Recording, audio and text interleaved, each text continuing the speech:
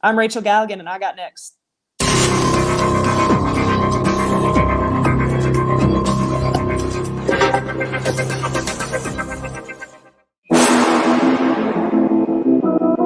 You next up and you ain't been on SportsLifeTalk. Like, what are you doing? Hey, you better hit him up. Look, you breaking it till you up next. Keep the win so hard. Rising star on the big scene, make them know who you are. You don't break the sweat, don't settle for less. They put you through that test, your resume that flex. Who got next? Who got next? SLT, first they go. Who got next? Who got next? Living my dreams and all your goals. Who got next? Who got next? You can ask B. Jones or head coach. Who got next? Who got next? You next up, so here's my vote.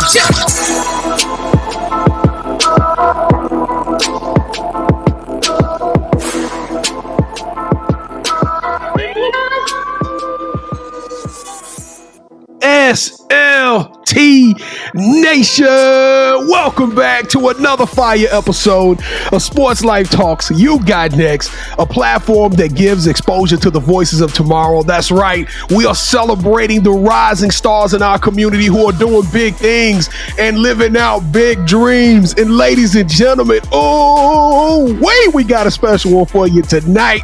It is my pleasure to bring in probably one of the first Hall of Famers to ever don the show, to sit down and rock with us. We got her, ladies and gentlemen. I don't know how, but we got one of the dopest color analysts, basketball analysts, writers, and a Hall of Famer. And she's 6'2", so she can still probably body you right now and put something on you, put that work on you. Welcome to the show, Rachel Galligan. How you doing today, Rachel? Man, you just like automatic smile all over my face. I appreciate you guys for having me on. It's a pleasure. Love the energy. Love everything you're doing. So I'm thrilled to be here right now. Oh, I'm more thrilled than you. I'm more thrilled than you right now because I can't wait to learn more about you. It just unpackaged this new box. Just, I don't know. This feels like a kid at Christmas right now. Hey, and listen, if this is your first time checking us out, joining our show, first and foremost, thank you for checking us out. Welcome to the show. I am your host, the mouth of the South, B. Jones. Mr. Yeet is in the building, rocking alongside of my brother from another mother, the head coach, KT. Kev, I know you're going to say the same corny line, but I'm going to give you the opportunity. How do you consistently go out and find us these mesmerizing, these just polarizing, talented individuals that come on in and tell their stories, man? So you're trying to say that Steffi Sorensen is with Goofy and all that? No, you normally be like, just slide in their DM. Slide in their DM. Well, no, B. Jones, this is a nomination episode. Oh, sound the alarm. We got a nomination video. Shout out to Steffi Sorensen. If you haven't seen that episode, please go check out the episode. It's part of the archives right now. But, and listen, before we get started, we got to ask all of our new listeners, all of our new people who are joining us. First and foremost, again, thank you. I'm from Louisiana, so I got to be humble. Thank you.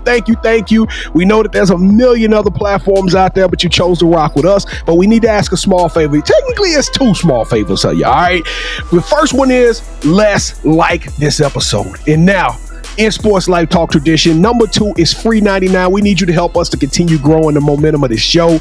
We need you to, on the count of 3 in Sports Life Talk tradition, smash that subscribe button. Hey, will Bloomington hold us down, Steffi? Rachel. Look, I'm already thanking Steffi now. Will Bloomington hold us down? They will. I promise you. They're on it. They're all over. They're going to show us some love. All right, here we go. Bloomington, Illinois. On the count of 3. Here we go. 1, 2, 3. Boom! Welcome to the Sports Life Talk family. Around here, we don't do fans, we don't do followers, we do family members, and you are our newest play cousin. So welcome to the family. Go check out our over 260 episodes of Sports Life Talk. You got next. We got WNBA players, coaches, athletes, Olympians. I'm telling y'all, this journey has been crazy, and it's all right there for you to enjoy. Front row seat, all access pass. But today, buckle up, because we're going to take you to the post. We're going to take you to the paper. We're going to take you to the sidelines. We're going to take you to the booth. We got a special one, ladies and gentlemen. We're about to listen to the story of Rachel Galligan. Rachel, are you ready for the Sports Life Talk initiation? My God, I got to step my game up on my podcast because you're something different, man. I love it. I'm ready. Don't do that. Don't do that, Rachel. Oh, yeah. Yeah, please don't. I will never hear the end of this. All right, You ain't gonna never hear the end of it. I already know. I'm gonna be calling Rachel tomorrow. Rachel, what you doing? Go ahead and block that number. If you get a call for 318, block it. All right. Okay. Initiate you into the SLT family. You got to give us your top 5 music artists. Oh man, any genre, right? Yes, this is your show. tough. This is Okay, your okay. show. All right, I love so much music, so this is really hard. I've been trying to pick my brain. First and foremost, I love Whitney Houston. I'm probably one of the biggest Whitney Houston fans you've ever seen. I love Mariah Carey prior to 2005. Ooh, the pipes that you bring. I mean, the voices right now. I'm assuming Celine Dion finna hit the list too, or something. Adele. I mean, good grief. We could easily put Celine on there, but no, Mariah, like vintage Mariah. Okay, Vintage. I'm not gonna bash on her new stuff, but we all know what I'm talking about. Yeah. I'm gonna throw a random one out there. Amos Lee. Have you guys heard of Amos Lee? No, we haven't. It's a little soul in there, a little soul, kind of southern folk action. There is a jam band from the late 90s, early 2000s called OAR. Never heard of that. OAR, love some OAR. And then, God, I don't know, I gotta think one more. Just because I just saw him in concert literally a few weeks ago, Earth, Wind, & Fire. Boom. There's my 5. What you giving a KT? It's the coach's call. I'm gonna let you call it. I was a little bit all over the place. Whitney, Mariah, Earth, Wind, & Fire. The other 2 I don't know, but I'm pretty sure. Amos and AOR. Amos and AOR. Whatever. I'm not gonna pretend. All right, Pete Jones. You got to give a 5. Is that good? Is that good? That's great. Hey, that's max. Okay. That's max rating. Okay, I appreciate that. All right, wait. What's next? What's next? Oh, she's on the road now. All right, so Let's go. give us some of your favorite sports teams. Man, I live in Colorado now, and I'm new to the scene. I don't know much about hockey, but I got to tell you, since the Avs won it all, have really gotten into Avalanche hockey. New to that. Originally grew up in Illinois. Grew up a Bears fan. Really depressing to say that as, but you always got 85. You always got 85. Thank you. That case in point. What else? That's really it. I don't really have like a die-hard sports team that I follow outside of just kind of like the local city that I'm living in at that time. For a while, I watched the Colts. That's about it. I like the Cubs. I'm a Cubs fan. When they won the World Series, finally, that was great. But that's about it. Yeah. That's about it. I watched we'll get into it, but I watched so much women's basketball that's kind of just, it takes up all my time, to be honest with you. All right, so who is your favorite superhero and why? Honestly, Wonder Woman. Honestly, I just like the fact that she's a woman and she had brown hair and she seemed like a badass. She was. There's not a whole lot of, like female superheroes out there. So I always really liked her look and her vibe and her aesthetic and the whole outfit. Like I was about Wonder Woman. And I would probably say Batman, just because I liked Batman. He didn't really have anything special that he could do. He just found a way to make it work. So I really like Batman too. And then in the comic books, they were pretty much a couple too. So that's. Oh yeah. Perfect. Yes.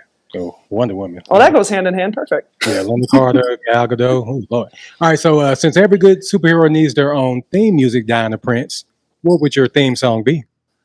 My theme song. There's I'm going to go with Whitney. And it came out just a few years ago. Higher Love. That was a great, great, great song. I don't know that jam, Kevin. You know it. You know it if you heard it. Whitney, Higher Love. That is like, love it. I love the energy. I'm like a big kind of like 90s like dance club music, like those types of like songs get me going. So something like that along that edge. So what's funny, my wife and I, we were just talking about Whitney Houston because we were thinking about songs that had to do with, now it's nothing going on in my relationship. I'm just putting it out there first. Songs that were about like people cheating. And y'all know that song, Saving All My Love for You? Oh, yeah, yeah. That was for Jermaine Jackson. I did hear that What? before. Yes, that's a song she made for him. They were messing around when he was married. I did not know that, sir. Interesting fact. I did know that myself. Yeah, see, you never know what you're going to get during this initiation. All right. So, on behalf of the SLT Nation, we want to welcome you to the family. So, B. Jones, please take it away, brother. Oh, welcome to the family. I just wish I could just reach over there and give you a big bow hug right now, because I know if anybody can handle that, it is you, Rach. So let's start this thing off. Bloomington, Indiana. You had an illustrious career. So we got to figure, when did basketball become second nature to you? When did you fall in love with the game? Really, really early. There's videos of my dad picking me up and like carrying me around the house, and I'm like yelling "bakaba, bakaba." That was one of my very first words that I ever said. I don't know what the hell I was meaning with it. That they say basketball, but I was pointing at the snack cabinet, so who knows? But I grew up with a basketball in my hands, and I mean, I honest to God, it's been just second nature to me from the start. Since you have those little tight basketball hoops, that was me. So I really honestly don't know any different. Wow. So now that takes us to, so you at a young age. When did you realize that, hey, I'm a little different? Not only do I love this game, but, I'm playing with all my friends, but, I can kind of do what I want to out here on this court. Probably in the YMCA leagues, like, when you're like 10 and maybe, right before kind of junior high, everything's really awkward, and you're still like trying to figure out your body and what you can do. I kind of really realized, man, I've got something special here. My dad and I were always, I grew up watching the Chicago Bulls, that era, Pippen, Jordan. And so we would watch the Bulls, and then we'd go out in the driveway and we would just go play. And I would mimic Michael Jordan. And, I just had huge aspirations from a really young age. And it was pretty evident when you started playing organized basketball that, there was something there, and I could probably go somewhere with this. And it was a sole focus of mine from a really young age. Like Mike, if I could be like Mike, I want to be. You remember that commercial? I would sing, but nobody wants to hear that. Nobody wants to hear that. We didn't want to hear him sing either. He still did it. So it doesn't matter. Hey, so now we were talking to some coaches. We first and foremost, y'all lock into this platform, smash the subscribe button, because me and Kevin, we are going to do everything in our possible power to help the WNBA and the women's basketball, the game in itself, just grow. That is one of our pillars, right? If you go to our website, that's one of our foundational pillars is support women's sports, man. Love women's sports. But when you came up, we were talking to a coach. Women's basketball, as far as like WNBA, is really relatively young. When you look at where the NBA was like, 50 years ago, that's kind of where women's basketball is right now, right? Yeah. You came along when it was ghost town. I mean, it was, you were kind of one of the trailblazers, in my opinion. And so when you were going through the recruitment process, was there a lot of attention? Did you receive a lot of accolades? Did you feel kind of like, hey, I'm doing something special at the same time when you chose Eastern Illinois? To your WNBA point, like that was around 97. So, I was right at that age where I really was starting to mature in the game and wanted to watch the game. So I had taken my time going from watching the Bulls and the NBA to now on Sundays, you got to see this new league play, and I think I was about 10 or 11 when the WNBA started. And I knew every Sunday there'd be a couple games on, and I would just, try and find the channel, and you knew you'd get to watch, girls like me. And that was really a crucial moment in time. And I'm very thankful for that timing in my life, because I was old enough to kind of really appreciate it and know that it was something new. Not long after that, I fell in love with the Houston Comets, and that dynasty of Cynthia Cooper, Cheryl Swoops. I mean, I got a chance Tina Thompson, to follow them and to watch a dynasty, not just on, from the NBA, from the Chicago Bulls, but then also in the WNBA. So that was a really cool time, and I'm thankful that, I was kind of that first era of kid, in my opinion, that really embraced that and had that exposure to that. And it was pivotal for me, because now I didn't necessarily sit here and think, oh, I'm going to be in the WNBA.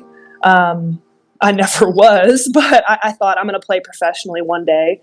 I think my sole focus, though, was getting a scholarship and going and playing college basketball. I was not heavily recruited at all. At that time, I did not have a lot of experience on the travel basketball circuit. Now knowing what I know, I would have loved to have seen, what I could have become had I consistently played with some of those top Chicago teams and traveled around the country and, really competed against the best of the best. I didn't do that. My path was a little bit different. I really focused on my high school team, and I played a little bit of travel basketball, but I never fully embraced it. I never fully, made that huge commitment to it. So I was really under the radar. I had ambitions. How often do you look back and be like, man, if I had social media, y'all, I would have been a monster on y'all if y'all had seen some of my footage. I mean, I really didn't come into my own until college, though. So I kind of can understand why I was under recruited. I was young for my class. I didn't really have, being a 6'2", kind of just post player. And this is nothing against my high school coaches. We had a really good team, really good guard play. I wasn't really getting developed on the block. That was going to come later in life, as most post play does. So I kind of really didn't come into my own until college. I don't think anybody really expected, maybe outside of my dad, the beast that I would have become at Eastern Illinois. Honestly, I didn't either, because I just knew I wanted to play, and I knew I had ambitions of playing Division I basketball, but I didn't realize how good I could actually be. And it took the right person to pull that out of me, to be honest. Well, beast is an understatement. I mean, you accomplished so much at Eastern Illinois. Now, did you get the opportunity to play in the WNBA? I don't know why I thought you did play in the WNBA. Did you try out, or tell us a little bit about that part of your journey after Eastern Illinois? Yeah, no, I mean, EIU was great. That being at that level, it was a program that had to be completely rebuilt. So by the time I went as a freshman, we were really bad. By the time my whole class graduated, we were really good. So it was really neat to be a part of that process. I think for me, a 6'2", kind of back to the basket center, it was just too small for the WNBA, but good enough to, really get, I would say that people were aware of me, but you're going to put me up against Sylvia Fowles. That's probably not going to go over very well. Sylvia, true to my heart. She she played at LSU. Oh yeah, I know my limits. So I had an opportunity. I think if I had a little more guard skill to me, I could shoot the basketball. But if I could handle the ball better than what I could, I probably had a shot. But I was lucky enough to really get a good contract and go play overseas and get that opportunity, which was a huge blessing.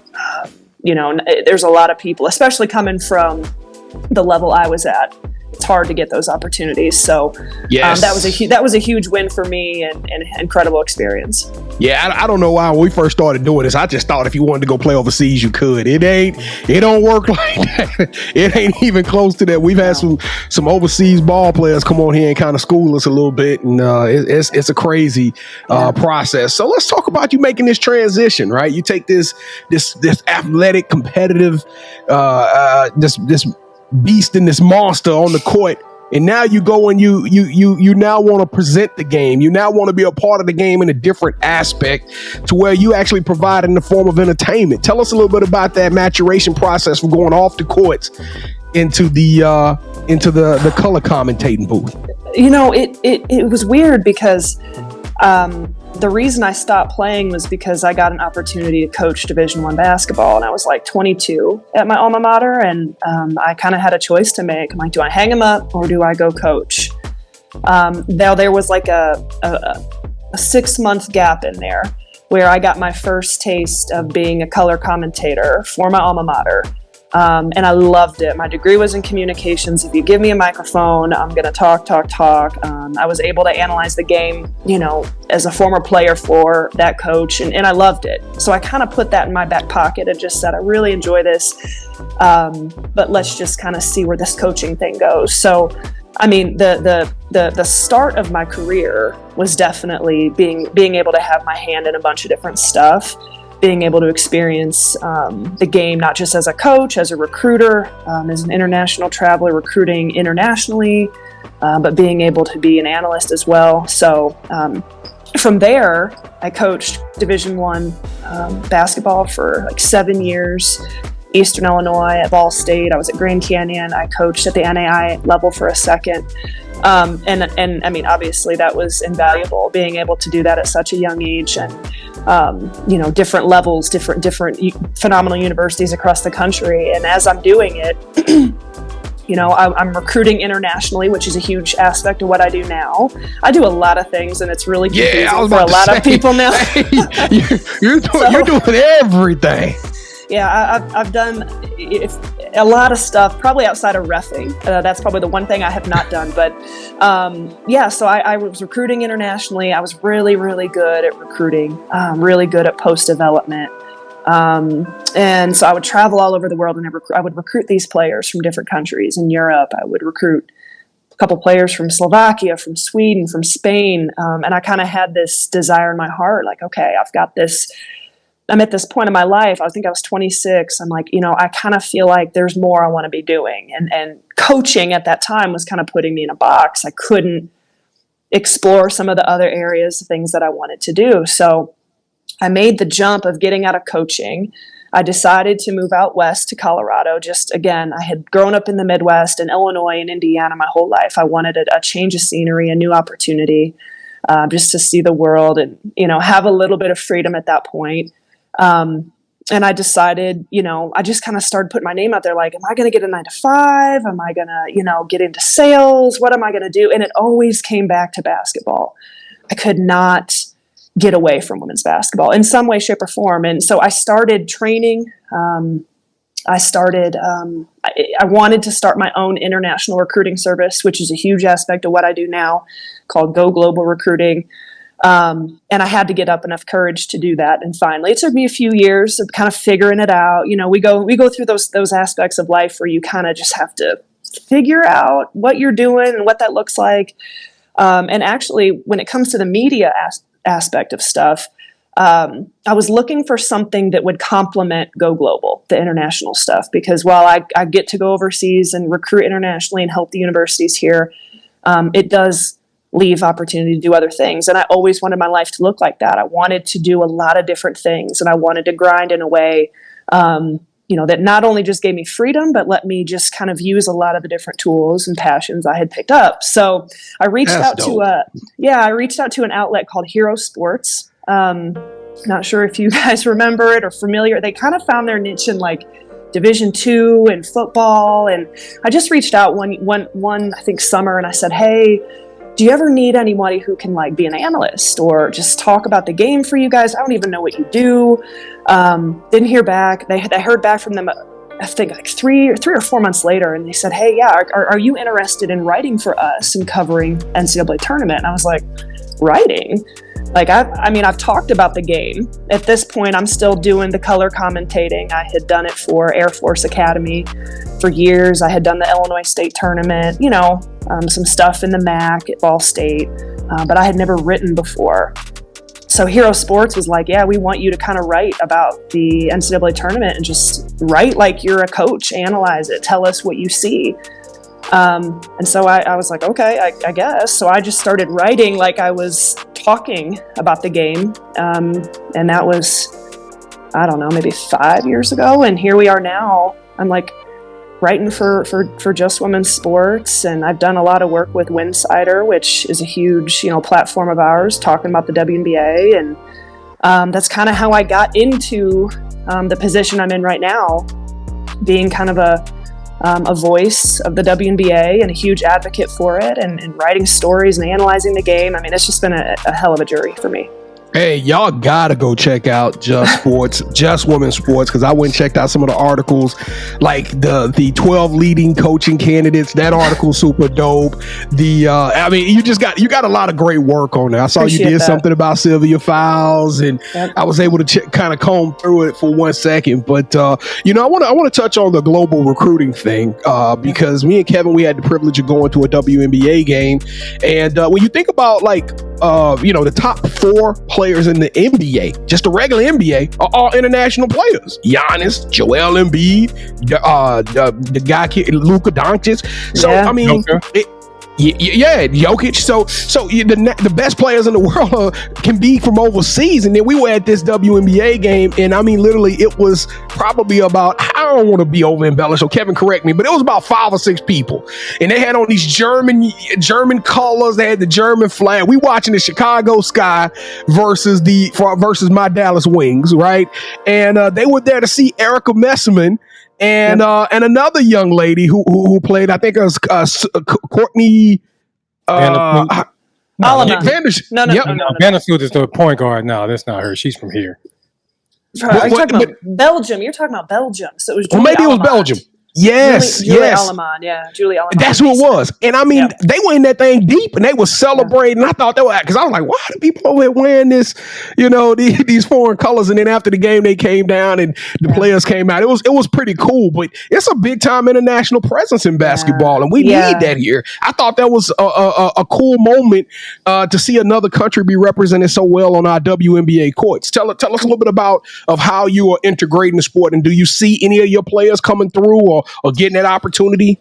Yeah, I mean, I'm fortunate enough. Like, I just came back from Portugal. I came back from Greece and Spain the last month and a half, and I'm getting them. I'm watching them at the grassroots level. So they're under 16, under 18, so high school age here. And so the position I'm in is basically assisting the colleges.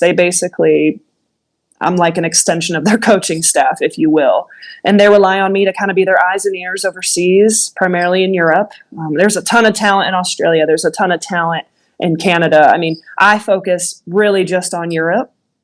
And so I work with, those girls and the college coaches here who want to, look to bring in international players. So from that standpoint, it's an early phase of their career. Now, I've worked with several. I mean, Raquel Carrera was a player who came from Spain, loved her. She would have been an absolute stud at the collegiate level. She decided not to come over. She decided to go straight to playing pro in Valencia in Spain, but she was drafted by the Atlanta Dream. I think it was back in maybe 2 years ago. She hasn't come over yet. But, I'm in a really interesting position where a lot of the girls I've helped come over, they're now seniors in college.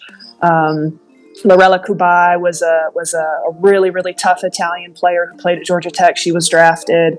I mean, it's different in the WNBA because roster spots are so hard to come by. Oh my God! And the calendar year is really hard, especially get whatever summer it might be. It's tough for international players to fully commit to come into the WNBA. But man, this was a really good summer for it. We had a lot of really talented top players that were over here. You talk about the Belgian top ones from the Chicago Sky, but across the league was a really good summer to just see the international talent on a really, really high level. But no, I mean, I'm watching them at a really young age, and I think it's neat because I've kind of got in my mind, okay, here's maybe my top 5 that I think have a shot of really making it in the WNBA. And let's just see how that works and see how they progress and how they develop through their collegiate career. But, the landscape is changing too, because now more and more people want to recruit internationally. Those players want to come over here and play in the States. Now we're talking about WNBA expansion. So, more roster spots, as time goes on. But now we could get into a whole other conversation about prioritization and is it enticing enough for international players to come over year after year? That's for another time. But man, I just love it. I love watching the game on such a global level at all levels, and I'm lucky enough I get to do it all. Well, do you need an assistant? Because I would love to travel or go to Portugal. Please. Yep, let's go. All right, I gotta ask you the hard question though, because I think it's a travesty that we got WNBA competing up against the WNBA finals competing up against the NFL. It just broke my heart. I mean, like one of this was an amazing finals, and it was overshadowed by fantasy football kicking off the weekend. But let me ask you this question. You talked about expansion. So what needs to happen for the women's game to take that next leap? Because I'm all in. I'm playing fantasy football. You had Natasha Hedeman. I had her on my squad. I dropped her, then tried to pick her up, and somebody else went and got her. Then she goes off and plays in the finals. I was sick to my stomach. Yeah. But yeah, so what do you think needs to happen to progress the game and take that next level? Is it an international presence? Are we missing something there? Well, no, I don't think we're missing anything. I think if anything, you've got to make it. The league is now going to try and make players decide with prioritization, like, hey, you got to be here at training camp, or else you're going to get fined, or you're going to be limited. So now, we're kind of in a time where maybe we see fewer and fewer domestic players going and playing internationally, because they all run together. The international season is going on during the college season, and then everybody's showing up late to the WNBA season if your team is playing late into Euro Cup. So I mean, it's hard, to even have your roster here on time for the WNBA. So I think the league is really trying to make it a focal point of, hey, by the time training camp starts, you got to be here. That being said, I think that hurts a lot of players because they make the bulk of, especially those middle tier players that don't have the endorsements, they're making the bulk of their money overseas. So it's really going to be interesting how this plays out, until the league can find more funding and pay these women more, and it's gotten better, but are we where we need to be? Not even close. Not even close. I think, obviously expansion is a huge topic of, excitement. Everybody likes that. I personally like having the debate, and I can't wait until we have the 2 expansion cities. And I think not long after that, we're going to have 2 more. So in the course of probably the next 5 years, we'll have 4 new expansion teams. Oh, that's critical. It's crucial. What cities do you want to see it in? I think Houston, got to bring Houston back. Got to have one. I think it's going to be Bay Area, Toronto. I would love Nashville. I would love Nashville because I think Nashville has a really good market there. And I'm just gonna get selfish because I don't can. You say Denver? I want one in Denver. I know. I knew you should say that. I'm just gonna say Denver. So I think that expansion will be it's inevitable, but I like the idea of expanding the roster. I think that's number one. It's some players that were drafted last year. Right. And I mean, they were some of the dopest players out there, and they sitting at the house right now. Well, and the hard thing is, you got 12 spots, and then, a couple players get hurt, and then you're signing hardship waivers, and there's just like a revolving door of players moving around. Like, expand the roster, or have, a situation where you could at least have a few more players under each team, when they do hit those hardship scenarios. I think that's personally not talked about enough, is expanding the rosters. I agree. But Kevin, you ready to do what we do? To do what we do and do it well? Let's go. All right, man, because I kind of tell you got a little trembling in your voice. All right, Rachel Galligan, welcome to the championship rounds. This is the part of the show where Kevin and I, we compete, and you are now officially calling all the shots. Have you ever played a game called Would You Rather before? Yeah, of course. All right, so the rules are very simple. Both Kevin and I will present you an option. You select one of those options, and whichever one you select, that host gains a point. The first host to get 2 points, or the best out of 3 will win this episode's game of championship rounds. Okay. And I don't know who won the last game, Kevin. You know who won the last 3. Woo! No, I won the last one. No, I won the last. I won the last 3. Nice try, sir. No, you're right. I know I'm right. I'm right. No, you're right. I just thought about you won that episode. Yeah, but I won. Rachel, you was about to see a family feud. I was ready for it. I was like, hey, B. Jones, I can admit when I'm wrong, so you did win the last one. All right, so I get to go first, Rachel. I get to kick this thing off. Here we go. Round number 1. Would you rather have... I don't know. Let me. Who's a dope producer in the game right now? Would you rather have a top flight movie producer turn your life story, your basketball story, your journey into a movie featured on HBO, or have a top flight producer produce your story, but it's going to be a series on Netflix?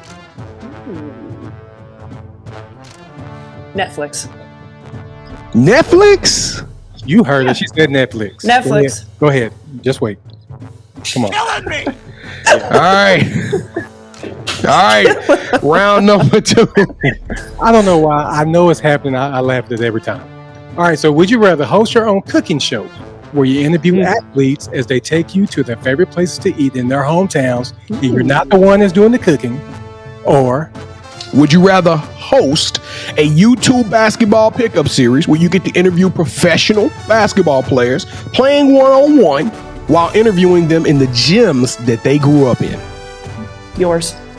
Gyms, one-on-one, in the gym. Yeah, all day. That'd be fun. Of course, yeah. Yeah, we're tied. We tied. It's 1-1. We go into the final round. I kind of like winning round one because round two now I got to go first in round three. All right, here we go. Round number 3. Would you rather have a sports award named after you, the Rachel Galligan Trailblazer Award? You know, giving the opportunity to some basketball player overseas to come over here, or would you rather Nike name a basketball shoe after you and have them introduced during the WNBA All-Star Game? I'm not a big sneakerhead. I'm going to go with the award. I'm not.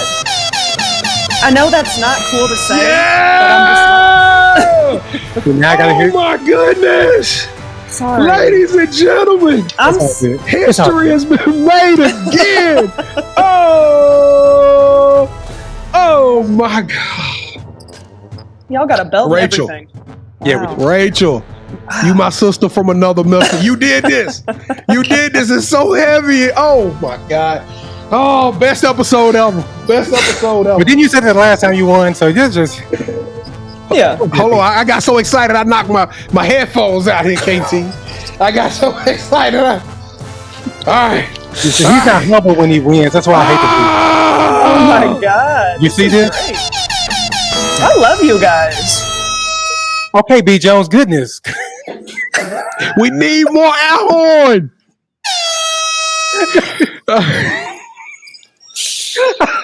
Oh man. All right, Rachel. That was epic. I promise you I'm gonna hold it over him for the rest of the week. Y'all gotta stay tuned to the next episode to see who win the next one. I'm going to three-peat. I'm gonna bring it back one more time. That's 2 in a row for me. But Rachel, the title of the show is You Got Next. You kind of told us a little bit about what the future holds for you. I guess I kind of spoiled it. I was just so interested. But y'all go follow her at @𝐥𝐤, but on Twitter and IG. But what in your opinion? You know, what is the long term? What is the long game here? Where if we following your journey, what can we expect to see out of you here over the next couple of years? I will remain in women's basketball in some shape or form, probably professionally, definitely collegiately, in this kind of hybrid gray area, helping kind of bridge the gap with both of them in different ways. There's probably nothing on this planet that can take me away from this game. So whether I'm coaching it, whether I'm in the media, honest to God, my dream was to just do a bunch of different things and have it all kind of fit together in this puzzle. So I hope I get to do this forever. I really do. All right. So do you have any shout outs you want to give? Shout out to Steffi Sorensen, good friend of mine, one of my best friends, for kind of recommending me to you amazing guys. This has been so much fun being on here. This is amazing. I can't wait to talk about y'all and promote this. And Steffi's amazing. She's getting ready to jump onto the SEC season. She works for ESPN. So shout out to her. Shout out to Just Womensports, the platform they're building, the everything they're raising for it, the funding, I just love what that outlet is doing. And last but not least, my other outlet, windsidr. Anybody who's followed the WNBA fairly closely for the last few years is aware of REA, my other podcast host, and our wonderful team of writers and staff. Again, just an independent outlet that just grinds for the love of the game. I always got to give them a shout out because they inspire me every single day. All right, Rachel. So this is the part of the show where you get a chance to call the person that you think should have next. Tell them, hey, I got a chance to rock with B. Jones and KT. I told them my story. I want you to do the same thing. With that said, who are you giving your game ball to? Ooh, it can be anybody, right? It could be anybody. Okay, I'm gonna pass the game ball to my former coach, former WNBA player, trailblazer in the game, Hall of Famer at Indiana, one of the funniest people on the face of the planet. Her maiden name was Kwesi Barnes. Now it's Kwesi Timmons. She is an absolute riot in terms of everything she's done in the game. She's now coaching high school basketball in Georgia, but she coached collegiately. She coached me. She played in the league. So she's just a phenomenal, like I said, trailblazer and advocate of the game. I'm passing it off to her. All right, Quasi Simmons, you are officially on the clock. You got next. Rachel Galligan, you are so necessary. You are so transcendent. Hey, you are the trailblazer. I'm telling you, your authenticity is bleeding through the screen. I am just head over heels crazy about. I can't wait to follow you. Everything you got going on, all 9 or 10 irons in different lifestyles you live in. All right. I can't wait to follow you. But Rachel Galligan, you got next. Sports Life Talk Nation. Oops, we did it again. We brought y'all some heat. We told y'all buckle up, man, because hey, it's only gonna get better. It's only gonna get bigger, and we only can do this because of you. So we appreciate all of y'all support. We appreciate y'all coming back time and time again, liking the episodes. Don't forget to share this episode with somebody. There's somebody out there that need to know how to get recruited. They can reach out to Rachel Galligan. Help us grow the show. Don't forget to like it. Don't forget to smash that subscribe button. Don't become part of our family. I'm gonna shamelessly plug it again, Kevin, because I love doing it. We go live Wednesday night at 8 o'clock p.m. Central Standard Time. We stream on YouTube and Twitter. What am I missing, Kevin? I'm so excited. I'm sorry. I'm just super excited right now. This has been just an amazing show, and I got the goosebumps. Yeah, but what am I missing, KT? Well, B. Jones, you know, I hate losing to you in anything. Is it really losing, though? Is it really losing? Well, no. Well, yeah. Okay, I lost in championship rounds, but we gained a new family member. So, no, I didn't lose. So, Rachel, thank you so much for rocking with us. You lost. You lost. Shut up. For your Netflix series, what actress would you want to play you? Oh, God, I don't know. Just think about it. Because you like the female version of No, what about what was the woman who played Rose on Titanic? Kate Winslet. That's Kate Winslet has got to play you. Okay, I could see that.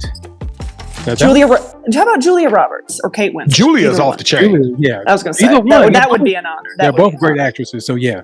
So, I mean, I'm probably about a foot taller than both of them, but that's okay.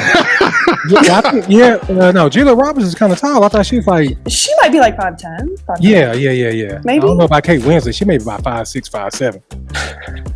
But I like Kate Winslet, though. So yeah, I love Kate Winslet. She's dope. You guys are amazing. Thank you for everything you're doing. This has been so fun to be a part of. I'm really excited to amplify this.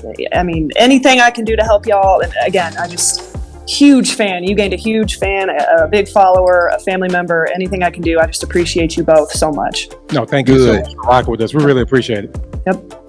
Good, because I had a vision of love. See, only real Mariah fans gonna know that. We threw that back to the old Mariah. Sports Life Talk Nation, we love y'all. Stay safe, be blessed, respect each other, and love one another, because together we are better. And keep dreaming big, because you never know, your story may be the next one featured on Sports Life Talks. You got next. Yeet. See, what's crazy is I knew you had next, because you always working, you always grinding, you're in your bag because you're always working. Like, in due time, I knew you got next. Oh, you did it, huh? Crack the code. You got next, you smashing goals. You want next, you need exposure. Well, Sports Life Talk got the baddest show, like the baddest in the room. Podcast to tune into just for you to talk your shit. Talk your mushroom. You are what you eat and you should consume. Sports Life Talk from the late night to the afternoon, then rest repeat. Hit the like, leave a comment, or subscribe so you don't miss a beat. You got next, just a small taste of a winning meal from a chef type of celebrity. What's up next is you, at least you better be. Yeah, you got next, yeah. I can feel it, you're a winner just like me. You got next, and what comes next? Tune in next time and you'll see. Cause if you got next, yeah, if you got next, then you're just like me. If you got next, yeah, if you got next, then you know where to be. I'm talking Sports Life, talking this.